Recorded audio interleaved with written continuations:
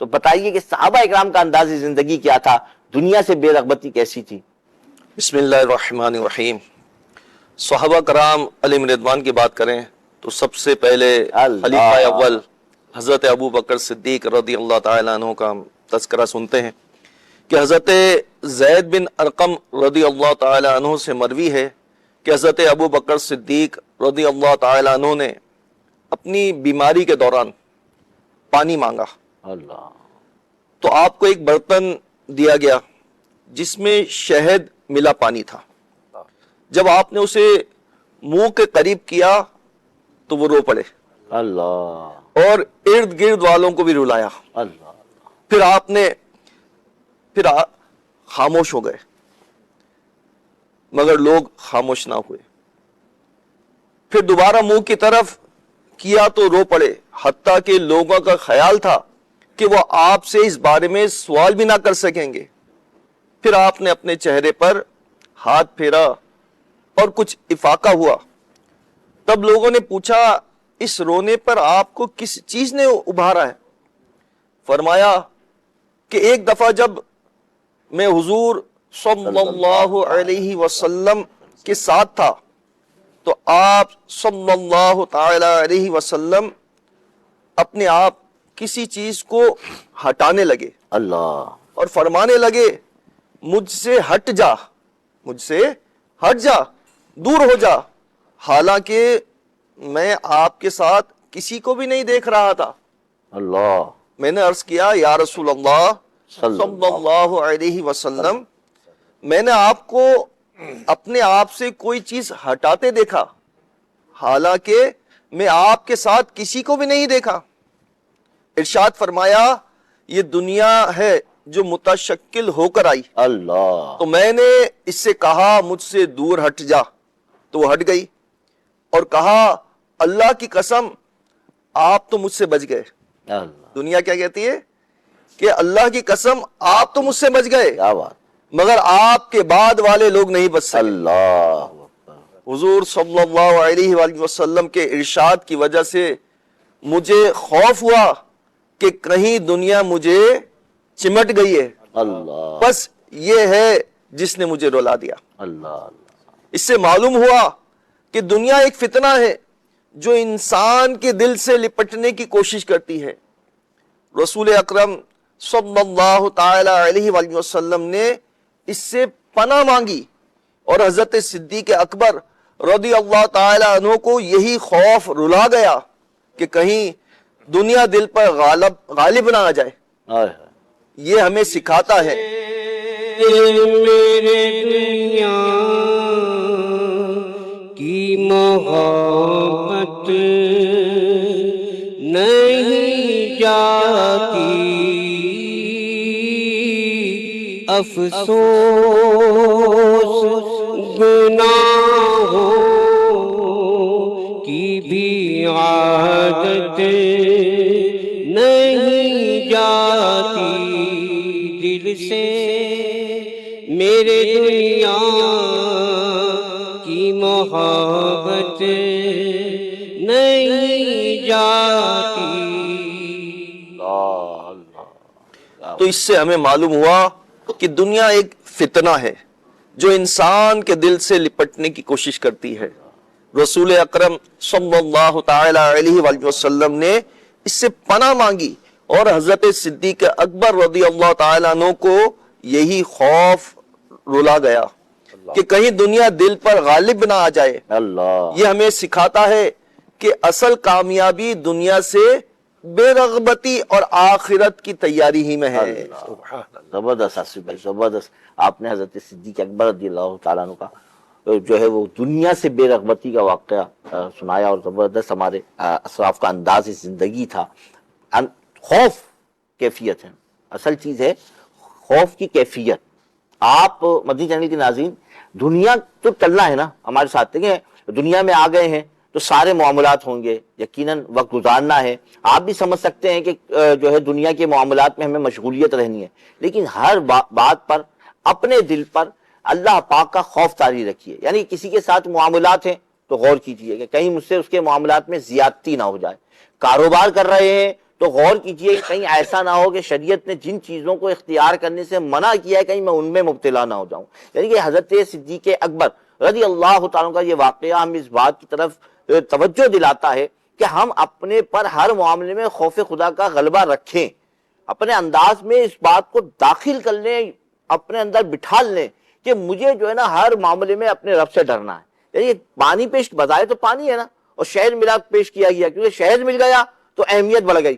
اب وہ جو اہمیت بڑھی نا تو خوف ہوا کہ کہیں ایسا نہیں کہ جو نعمت مل گئی ہے یہ دنیا کی طرف مجھے لے جا رہی ہے، کہیں ایسا نہیں ہو کہ میں دنیا کی طرف چلا جاؤں. تو یہ جو خوف ہے نا یہ اندر ہونا چاہیے آدمی کے، اور یقیناً جب یہ اندر ہوگا تو دنیا سے بے رغبتی ہوگی. اور وجہ اس کی کیا ہوگی کہ پھر دوسرے مشاغل میں نہیں پڑے گا آدمی.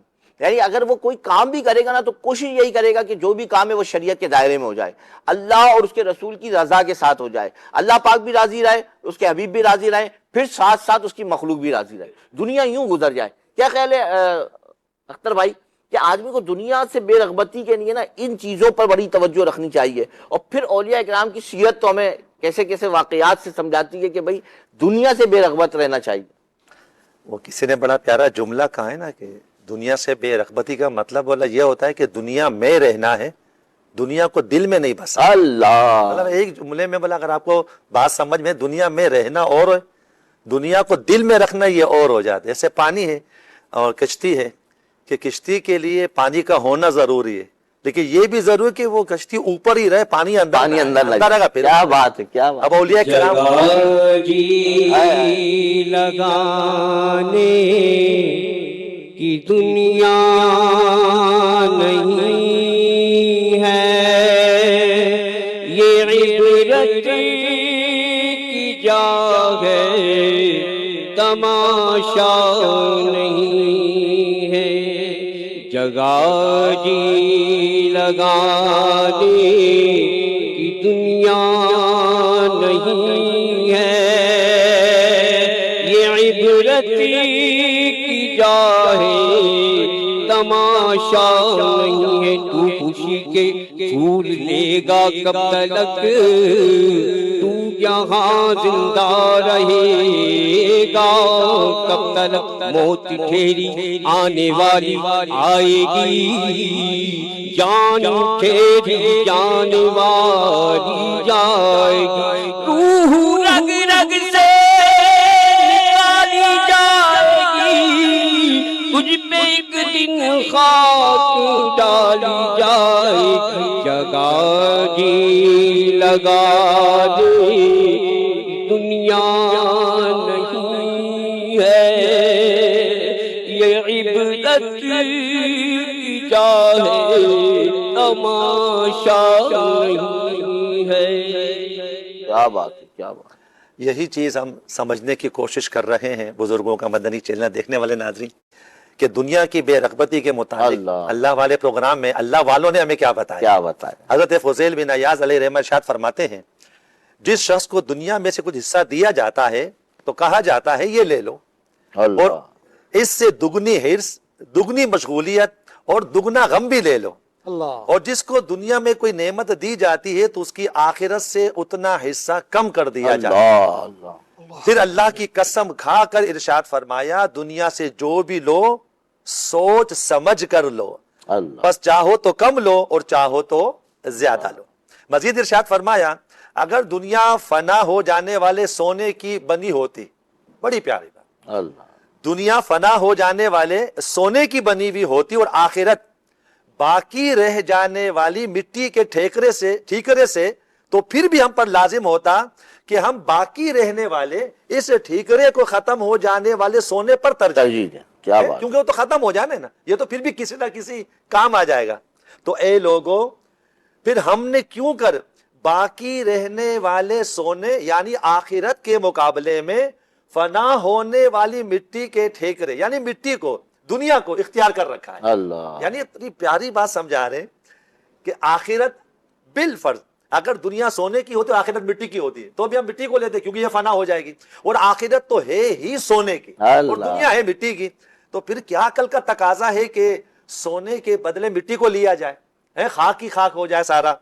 حضرت سیدنا لقمان رحمت اللہ تعالی علیہ نے اپنے بیٹے کو نصیحت کرتے ہوئے ارشاد فرمایا اے میرے بیٹے یقیناً دنیا ایک گہرا سمندر ہے اور اس میں بہت سارے لوگ غرق ہو چکے ہیں، پس اس گہرے سمندر میں نجات کے لیے تیرا سفینہ خوف خدا ہوگا۔ اللہ اکبر، خوف خدا ہوگا تو ہی تو زہد اختیار کرے گا، تو ہی تو دنیا سے کنارہ کشی کرے گا، تو ہی تو آخرت کو پیش نظر رکھے گا۔ تو گہرے سمندر میں نجات کے لیے تیرا سفینہ، یہ خوف خدا ہونا چاہیے۔ اور آپ رحمت اللہ تعالی علیہ نے مزید یہ نصیحت بھی فرمائی، اے میرے بیٹے دنیا کو آخرت کے عوض بیچ ڈال۔ اللہ اکبر، یعنی اس کو کہا جائے نا، خیر اللہ والوں کی باتیں بھی بڑی ہو، بڑوں کی باتیں بڑی ہیں۔ کل امیر اہل سنت شیخ طریقت مدنی مذاکرے میں ارشاد فرمایا تھا نا کہ برکت ویسے ہی بزرگوں کے ساتھ ہے نا، اور ان کی باتوں میں ہی ہے زیادہ، عمل میں بھی کردار میں بھی۔ آپ فرماتے ہیں میرے بیٹے دنیا کو آخرت کے عوض بیچ ڈال، دونوں سے فائدہ اٹھائے گا، دونوں سے نفع پائے گا۔ اور اگر آخرت کو دنیا کے بدلے بیچ ڈالا، آخرت کو دنیا کے بدلے بیچ ڈالا تو دونوں میں نقصان پائے گا، نہ ادھر کا رہے گا نہ ادھر کا رہے گا۔ اگر آپ کی بات کو اختر بھائی آسان کر کے یوں سمجھا جائے کہ جب آپ کی کوئی بھی کام میں آپ کو یہ محسوس ہونا کہ میں شریعت سے ہٹ کر کام کر رہا ہوں، تو یقیناً مثال کے طور پہ کوئی شخص کاروبار کر رہا ہے، اب کاروبار کرتے وقت ایسا وقت آ گیا کہ مال دیتے وقت اس کو یہ لگتا ہے کہ یار دھوکہ دوں گا تو بڑھ جائے گا، تو اس وقت خوف ہو اور دنیا کو چھوڑ دے، بظاہر دنیا بڑھ رہی ہے نا، مال بڑھ رہا ہے تو دنیا بڑھ رہی ہے اس کے لیے، تو اس وقت آخرت کو ترجیح دے، ٹھیک ہے بیچ رہا ہے دنیا آخرت کو بیچ رہا ہے، زبردست ہے۔ تیرے خوف سے تیرے ڈر سے ہمیشہ، تیرے خوف سے تیرے ڈر سے ہمیشہ میں تھر تھر رہوں، کانپتا یا الہی میں تھر تھر رہوں، کانپتا یا الہی۔ زبردست زبردست، کیا بات، یہ حقیقت ہے مدنی چینل کے ناظرین کہ ایسے علامات پر نا خوف خدا بھی غالب ہو اور دنیا سے بے رغبتی بھی ہو۔ یعنی ہم دیکھتے ہیں دنیا میں، آپ بھی دیکھ رہے ہوں گے کہ کبھی کبھی تعلقات میں ایسا معاملہ آ جاتا ہے کہ آدمی اس طرف جاتا ہے، مثال لے لیجئے گھر میں وراثت کا معاملہ آ گیا تو ہم نے دیکھا کہ بہن بھائی آپس میں مال کے پیچھے ایسے لڑ جاتے ہیں، اللہ نہ کرے کوئی کسی کے مال پر جو قبضہ کرنا چاہ رہا ہوتا ہے تو اس وقت ڈرے کہ یار یہ وقتی طور پر مجھے مل رہا ہے لیکن خسارہ تو آخرت کا ہے۔ بظاہر دنیا بڑھ جائے گی، میرے پاس یوں کہیے کہ مال آنے پر میرا اسٹیٹس بڑھ جائے گا، اونچا ہو جائے گا، لیکن میری آخرت کا نقصان ہو جائے گا۔